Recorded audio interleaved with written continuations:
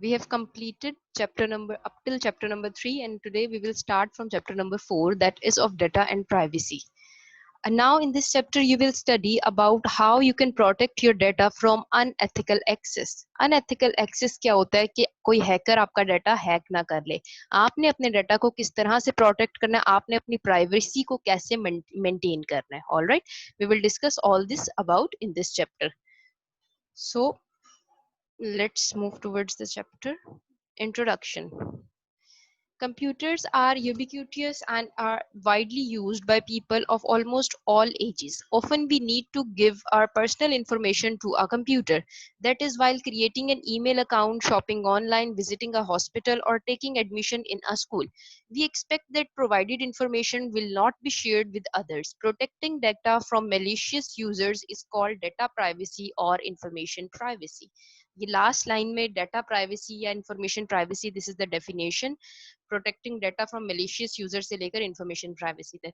Now in our daily life whensoever we visit any hospital, we visit any institute, almost we have to give our personal information. कहीं ना कहीं किसी ना किसी काम में हमें अपनी इंफॉर्मेशन प्रोवाइड करनी पड़ती है. Either it could be our name, it could be our home address, it could be our phone number और it's our account number.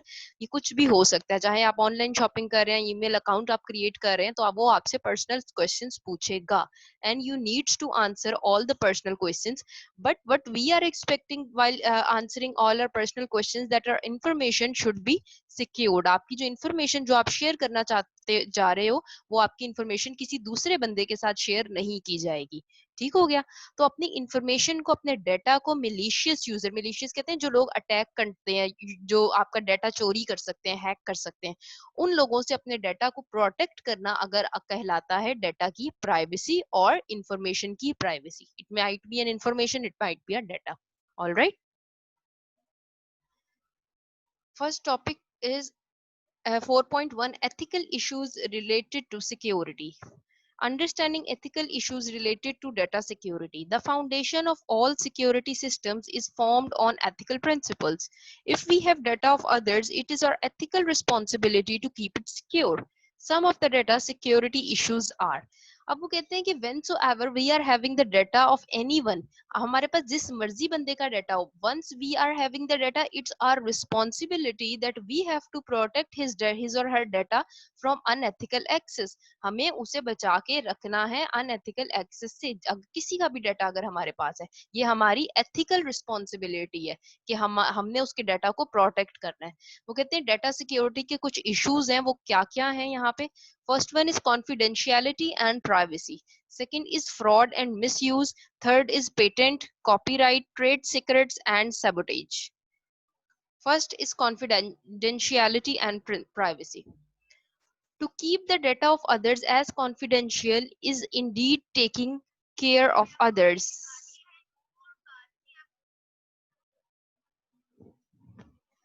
Okay. Uh, to keep the data of others as confidential is indeed taking care of others. For example, if a bank shares the information about my banking transactions with my business competitors, then it can harm my business.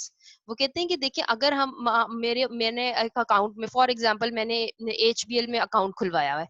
अब I have shared my information with HBL. Now it's the quite ethical responsibility of HBL that they should not share my information with anyone else. वो कहते हैं अगर मैं business की बात करूं कि अगर मेरे बैंकिंग ट्रांजेक्शन जो है वो मेरे बिजनेस कंपेटिटर्स के साथ शेयर कर दी जाए, तो इट कुड हार्म मी. जाहिर सी बात है कि अगर मेरे जो मुखालिफ लोग हैं उनसे मेरी इंफॉर्मेशन शेयर कर दी जाएगी, तो वो मुझे नुकसान पहुंचा सकते हैं.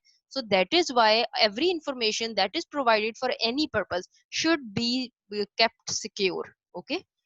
Similarly, phone companies are supposed to keep the invoices and bills as confidential. Keeping privacy and confidentiality has become difficult in this era of computers and internet. वो कहते हैं keeping privacy is nowadays is one of the most difficult tasks, because everyone sitting in the home, everyone sitting in the office, everyone, a lot of people are having an access to internet connection. Internet से जहां आप access हुए, आपकी information float कर दी जा सकती है if your information is not kept confidential. Okay. Due to more usage of computers, a wide range of data is collected and stored. This data may be related to credit cards, organizational fundraising campaigns, opinion polls, shop at home service, driving license, arrest records, and medical records. The potential threats to privacy include the improper use of computerized data. If a company sells email ID and phone numbers to another company for marketing purpose, it breaches the confidentiality of data. वो कहते हैं कि आप अपनी जो इतने ज्यादा हमारे पास nowadays we are having a couple of computers in our home, in our offices, small से small organization भी कंप्यूटर के बगैर नहीं चलती है, ठीक है। तो वो कहते हैं इतनी जगह हमारे पास, इतना ज्यादा कंप्यूटर्स की वाइड रेंज हो गई है कि उसके अंदर हम मल्टीपल डाटा अपना रिकॉर्ड में सेव कर सकते हैं। तो जहां पर मल्टीपल डाटा हमारे पास सेव हुआ तो हम उस डाटा को जो अनएथिकल लोग होते हैं जिन्हें दूसरे बंदे की प्राइवेसी का ख्याल नहीं होता, उसे ब्रीच करते हैं, प्राइवेसी को तोड़ते हैं, तो वो क्या करते हैं, वो जो डाटा हमारा प्राइवेट और सिक्योर डाटा होता है उसको वो दूसरों के साथ शेयर कर देते हैं, ठीक है। नाउ इफ अब सेकंड पेज पर उसने बोल यहाँ पर वो कहते हैं if a company sales email IDs and phone numbers to another company for marketing purpose. अब मार्केटिंग के लिए अक्सर होता है कि हमारे फोन में हमें मैसेजेस आ रहे होते हैं अननोन नंबर से, मगर वो अननोन नंबर्स किसी कंपनी के हो सकते हैं, कुछ हो सकता है, हालांकि उनके पास कहाँ से आए हमारे नंबर, उन हमने तो उनसे कोई हमारा उनसे लेना देना नहीं था, तो क्यों हमारे नंबर उनके पास गए। हमने ही कहीं ना कहीं अपने नंबर्स किसी ना किसी ऑर्गेनाइजेशन को दिए होते हैं, and for the sake of marketing, अपनी एडवर्टीजमेंट करने के लिए, प्रोडक्ट्स की एडवर्टीजमेंट चलाने के लिए, वो कंपनी वाले जो होते हैं वो वहां से नंबर्स आपके ले लेते हैं, जिसकी वजह से हमारे फोन पर इस तरह के मैसेजेस रिसीव होते हैं। Okay, next is piracy. Piracy means making illegal copies. It can be a book, software, movie, poetry, painting, house architecture, or any other work protected by copyright law. अब ये बड़ी important बात है यहाँ पर। Piracy क्या होता है कि अगर कोई एथिकल चीज, कोई लीगल चीज, कोई ऑथेंटिक कंपनी ने बनाई हुई है, कोई एक बनाई हुई है, फॉर एग्जांपल कि किसी ने सैमसंग की कंपनी ने अपना सैमसंग का एक फोन डिजाइन किया हुआ है, तो सैमसंग की ने जो फोन डिजाइन किया हुआ है उसकी मार्केट में मल्टीपल कॉपीज आ जाती हैं, ए कॉपी, ए प्लस, मास्टर कॉपी, इस तरह से होकर डिफरेंट कॉपीज क्रिएट कर दी जाती हैं। So these all the copies are the illegal copies. Illegal copies किसी भी फॉर्म में हो सकती हैं आपकी। अगर किसी बंदे ने आपकी बुक पब्लिश की है और उससे रिलेटेड उसमें थोड़ी से कॉन्टेक्स्ट को चेंज करके अपने नाम से बुक पब्लिश कर दी जाए, it would be considered as a piracy. आपका कोई सॉफ्टवेयर आपने कहीं से क्रिएट करवाया हुआ है, वो आपका एथिकल सॉफ्टवेयर क्रिएट हुआ हुआ है, वो आपका सॉफ्टवेयर वहां से हटाकर उसमें थोड़ी बहुत चेंजिंग्स करके और कोई और बंदा अपने नाम से उसे बेचना स्टार्ट कर दे, तो it would be in the terms of piracy, कि वो उसने सॉफ्टवेयर की पायरेसी को ब्रीच किया है। ओके, कोई मूवी हो सकती है, कोई पोइट्री, पेंटिंग हाउस, ये बहुत सारी चीजें इस तरह की आ भी चुकी हैं। कितने लोगों पर इस तरह से केस भी बन चुके हैं कि जो कि किसी का काम जो है वो कॉपी कर लेते हैं, ठीक है। Copyright is one of the biggest crime in the cyber net, ठीक है। Do you know open source software have no copyright reservation, so we can copy source code, modify it and even sell it. वो कहते हैं जो open source होते हैं ना software, उनका कोई कॉपीराइट नहीं होता। open source वो होते हैं जो इजीली हम इंटरनेट से डाउनलोड कर लें, तो वो कहते हैं उनका कोई कॉपीराइट नहीं होता, उन पे कोई लीगल लॉज और एक्ट वैल्यूज जो होती हैं वो नहीं लगी हुई होती। उनको हम चेंज कर सकते हैं, उनके जो सोर्स कोड होता है उनकी कोडिंग के अंदर जाकर हम थोड़ा उसे मॉडिफाई भी कर सकते हैं और उसे अपने नाम से हम सेल भी कर सकते हैं। उसके ऊपर हमारे ऊपर कोई वो कानून लागू नहीं होगा कि हमने उनका सॉफ्टवेयर में चेंजिंग करके सेल आउट किया है, ठीक है। मगर जो आपके ओपन सोर्स नहीं होते, जहां पर प्रोटेक्ट डाटा आपका बड़ा सॉफ्टवेयर उन्होंने किसी अच्छी कंपनी से डिजाइन हुआ हुआ होता है, इजीली आपको अवेलेबल नहीं होता, या अक्सर सॉफ्टवेयर होते हैं कि आपको नेट पर इजीली अवेलेबल नहीं मिल रहे होते हैं, तो इस तरह के जो सॉफ्टवेयर हैं उनमें हम चेंजिंग नहीं कर सकते, क्योंकि वो कॉपीराइट के रूल्स को फॉलो कर चुके होते हैं। Okay, next is software piracy is the legal copying, distribution or usage of software. Some software companies sell software with a confidential text called the key of that software. This key is provided to only those people who buy that software. In this way, illegal copies are stopped to be installed, as shown in the figure 4.1. वो कहते हैं कि अक्सर कभी आपने देखा हो कि आपने अगर लीगली सॉफ्टवेयर कोई परचेज करते हो ना, तो हर सॉफ्टवेयर की एक अपनी एक प्रोडक्ट की होती है। आपने अपनी कंप्यूटर सिस्टम में विंडोज भी इंस्टॉल करोगे ना, तो अगर आप ऑथेंटिक विंडोज इंस्टॉल कर रहे हो तो वो आपसे कहेगा कि आप अपनी प्रोडक्ट की डालें। हर सॉफ्टवेयर की अपनी एक अलग प्रोडक्ट की होती है। तो वो कहते हैं कि अगर आप वो जो प्रोडक्ट की आप डाल लो, तो उससे क्या होता है, इलीगल आपके सॉफ्टवेयर की कॉपीज नहीं क्रिएट हो सकती हैं। जब तक प्रोडक्ट की नहीं होगी, आप उस सॉफ्टवेयर को ओपन ही नहीं कर सकते, उसे डाउनलोड ही नहीं कर सकते, उसे चला ही नहीं सकते। ठीक है, तो सॉफ्टवेयर को एक्टिवेट करने के लिए आपको प्रोडक्ट की चाहिए होती है। अच्छा, some people start searching for that key by using illegal means. This is called cracking the key.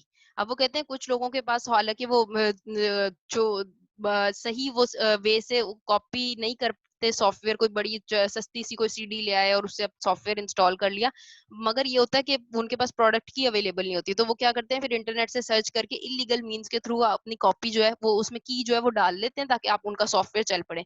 तो this is known as cracking the key को क्रैक करने का ये तरीका होता है, इसको क्रैकिंग द की कहते हैं। कि अब वो प्रोडक्ट की अवेलेबल नहीं थी, मगर इंटरनेट से देखकर या कहीं से भी लेकर आपने उस पे प्रोडक्ट की डाल दी और अपना सॉफ्टवेयर चला लिया।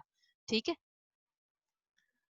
अच्छा, नेक्स्ट है टाइप्स ऑफ सॉफ्टवेयर पायरेसी। अब ये पायरेसी की आगे से टाइप्स उसने बताई हुई हैं। First one is soft lifting, borrowing and installing a copy of a software application from a colleague. वो कहते हैं कि सॉफ्ट लिफ्टिंग क्या होता है, कि आपने जो एक सॉफ्टवेयर आपके फ्रेंड ने या किसी कोलीग ने डाउनलोड किया हुआ अपने सिस्टम पर, आप उसी को सॉफ्टवेयर को उस अपने सिस्टम पर भी उसकी कॉपी क्रिएट करवा लो, या कॉपी उसमें अपने सिस्टम में इंस्टॉल कर लो। ठीक है, that is known as soft lifting. Next is client server overuse. Client server overuse क्या है, installing more copies of the software than you have license for. And if you are हर देखिए, हर सॉफ्टवेयर का, हर ऑर्गेनाइजेशन का जब कोई चीज क्रिएट करते हैं वो उसका लाइसेंस जनरेट करवाते हैं। तो लाइसेंस जनरेट करवाने का मतलब ये होता है कि हमारा जो सॉफ्टवेयर है वो इलीगल नहीं कहीं बेचा जाएगा। तो अगर क्लाइंट सर्वर ओवर यूज में ये होता है कि एक ही सॉफ्टवेयर एक दफा खरीदा गया, मगर उसके मल्टीपल जगह उसे इंस्टॉल कर दिया गया, मल्टीपल कॉपीज उस सॉफ्टवेयर की क्रिएट कर दी गई हैं। ठीक है। Next is hard disk loading, installing and selling unauthorized copies of software on refurbished or new computers. अब हार्ड डिस्क लोडिंग क्या होती है, अगर आपने अपने सिस्टम के ऊपर अनऑथोराइज सॉफ्टवेयर इंस्टॉल कर लिए हैं, ऐसे सॉफ्टवेयर जो कि आपको लीगली परचेज करने चाहिए थे, मगर आपने इलीगली वो सॉफ्टवेयर कहीं ना कहीं से ले लिए हैं, तो आप उसमें क्या करोगे, उसमें अपने कंप्यूटर के ऊपर उस तरह के सॉफ्टवेयर अगर इंस्टॉल कर लो, तो उसके अंदर आपके एरर्स भी आ सकते हैं, आप पे अनएथिकल लॉ भी एक्ट हो सकता है, कि वो आपने इस तरह से क्यों अपना वो जनरेट किया, अगर वो सॉफ्टवेयर कॉपीराइट प्रोटेक्टेड था। ठीक है।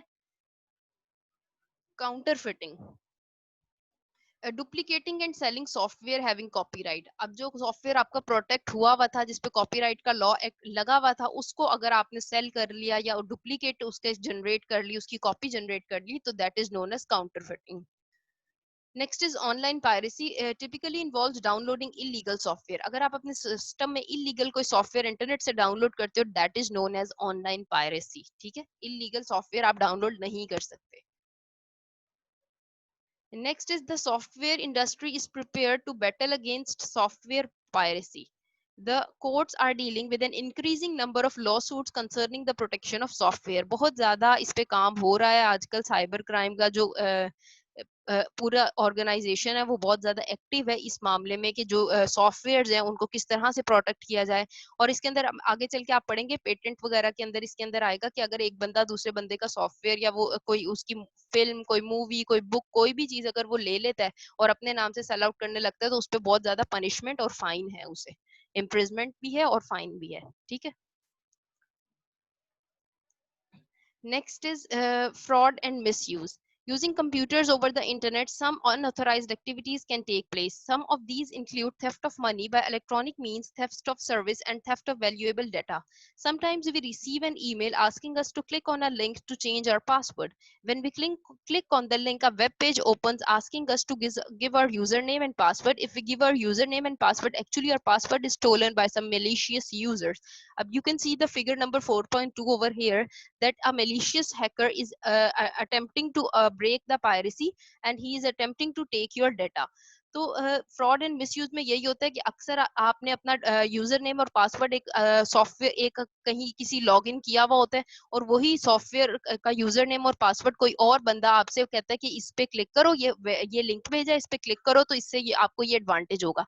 अब जैसे ही आप उस पे लिंक पे क्लिक करते हो, आपका यूजर नेम और पासवर्ड जो होता है, वो जो आपने अपनी वेबसाइट को लॉग इन करने के लिए दिया हुआ होता है, वो उस मेलिशियस यूजर के पास चला जाता है।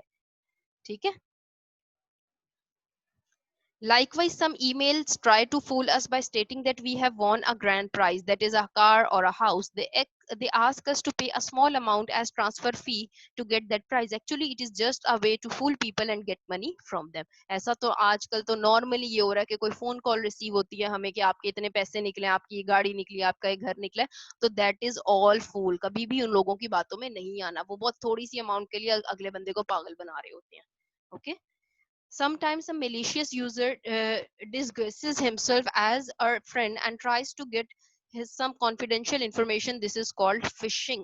वो कहते हैं कि अगर कोई malicious यूजर जो होगा, अक्सर ऐसा होता है कि किसी दोस्तों के जरिए या किसी भी थ्रू आपकी इंफॉर्मेशन जो है उसको लेना चाहता है, आपकी कॉन्फिडेंशियल इंफॉर्मेशन जो होता है उसको चोरी करना चाहता है, तो this process is known as phishing. ठीक है। ये फिशिंग की डेफिनेशन भी इंपॉर्टेंट है। आप लोगों ने मेरा ख्याल है क्लास 6 में मैंने ये पढ़ाई है बच्चों को, फिशिंग और pharming. Maybe you have studied about it. Okay. अच्छा, नेक्स्ट आपका आ गया patent. Now 7 minutes are left. Okay, let's start. Patent. Patent is a way to protect an idea. वो कहते हैं अगर किसी बंदे ने किसी फील्ड में, किसी रिसर्च में, किसी बुक मेकिंग में, किसी मूवी मेकिंग में, कहीं पर भी अगर किसी बंदे ने कोई आइडिया दिया है, तो पेटेंट क्या करेगा, उसके आइडिया को प्रोटेक्ट करेगा कि उसका आइडिया चोरी ना हो। If you are doing research in some field and you have an idea, then you must get patent for that idea. It gives you the right to exclude others from making or selling an invention using your idea. तो क्या अगर आपने इस तरह से कोई idea आपके mind में आ गया, तो आपने उस आइडिया को पेटेंट करवाना है। कोर्ट से पेटेंट करवाते हैं, अपने आइडियाज को सिक्योर करते हैं। ठीक है। तो उससे क्या होता है कि कोई और बंदा ना वही आइडिया, आपका आइडिया लेकर काम नहीं कर सकता। अगर वो इस तरह का काम करेगा तो कोर्ट फौरन एक्शन ले लेगा कि ये जो चीज है ये पहले बन चुकी है, you can not recreate it और you can not change it. Okay, so this is known as patent. Example देखें, if you are doing research in medical field and give a new idea to treat a particular disease, some pharmaceutical companies can make medicines on the basis of your idea. Ethically, they must seek your permission before making medicines using your idea. They should also pay a certain amount upon sale of the medicine. For this purpose, you must get a patent. वो कहते हैं कि अगर आप कोई medical field में कोई अपनी मेडिसिन की आपने कोई आइडिया सोचा हुआ था और अगर आपने उसे पेटेंट करवाया हुआ है, तो कोई और बंदा अगर आपको अगर उसी आइडिया से मेडिसिन जनरेट कर रहा है, मेडिसिन बना रहा है, तो फिर क्या होगा, उसको एक सर्टेन अमाउंट आपको पे करनी पड़ेगी, क्योंकि आइडिया आपका था। हालांकि उसने बनाई medicine, but the idea was yours. तो उस पर्पस के लिए या तो वो आपसे परमिशन ले और आपको कुछ अमाउंट होती है स्पेसिफिक, वो पे करेगा, तो अभी वो अपनी मेडिसिन को आगे लेकर जा सकता है। All right, this is known as patent. अच्छा, कॉपीराइट क्या होता है? कॉपीराइट तो अक्सर आपने देखा होगा, एक छोटा सा सी लिखा होता है। You can also see in the figure number 4.4, copyright law. Copyright is different from a patent, as copyright law says that some idea or product cannot be copied. वो कहते हैं कॉपीराइट क्या होता है, पेटेंट से थोड़ा डिफरेंट होता है, क्योंकि पेटेंट के अंदर सिर्फ आइडिया होता है। कॉपीराइट कहते हैं कि आपका कोई प्रोडक्ट जो है ना वो कॉपी नहीं हो सकती। कोई और बंदा, आपने अगर कॉपीराइट उस पे प्रोडक्ट अपनी बनाई है, उस पे कॉपीराइट का रूल एक्ट लॉ लग गया, तो वो आपकी जो प्रोडक्ट है वो कॉपी नहीं कर सकता। The rights are reserved for copying. Usually, if a product is copyright protecting, then we see a symbol of copyright as shown in the figure 4.4. वो कहते हैं अगर कोई चीज आपने बनाई है और कॉपीराइट प्रोटेक्टेड है वो, तो ये इस तरह से स्मॉल सी आपको नजर आ रहा होता है, या इस तरह से कॉपीराइट की स्टैंप लगी हुई होती है वहां पर। For example, the book you are reading is copyright protected, so making its photocopy is illegal. जो बुक आप पढ़ रहे हो, हर बुक जो होता है अपनी एक कॉपीराइट प्रोटेक्टेड होता है, कोई और बंदा उसकी फोटोकॉपीज करवा करवा कर आगे नहीं डिस्ट्रीब्यूट कर सकता। ठीक है। Similarly, software products are most copyright protected. It means that we cannot copy them like MS Windows, MS Office, etc. Copyright can deal with misappropriation of data, computer programs, documentation or similar material. वो कहते हैं कि आप कोई Windows है, आपकी कोई Microsoft Office की एप्लीकेशंस हैं, सॉफ्टवेयर्स हैं, ये सारे अगर आपके कॉपीराइट प्रोटेक्टेड हैं, then you can not copy that software in your system if another one has already copied it. ठीक है, आपको उसके लिए न्यू सॉफ्टवेयर परचेज करना पड़ेगा. अगर कॉपीराइट आप वही चीज यूज कर लोगे और अगर कोर्ट को या किसी को पता चल गया कि आप वो चीज यूज कर रहे हो, आपने कॉपीराइट को ब्रीच किया, तो आप पर एक बहुत ज्यादा लॉ एक्ट हो सकता है. ठीक है, so be careful in all these manners. Next we will study in our next lecture, that is of trade sectors. ये बड़ा इंटरेस्टिंग चैप्टर है आपका, 2 इसमें टॉपिक रह गए हैं, ये हम नेक्स्ट टाइम पढ़ेंगे because time is quite short. 3 minutes and 43 seconds are left only.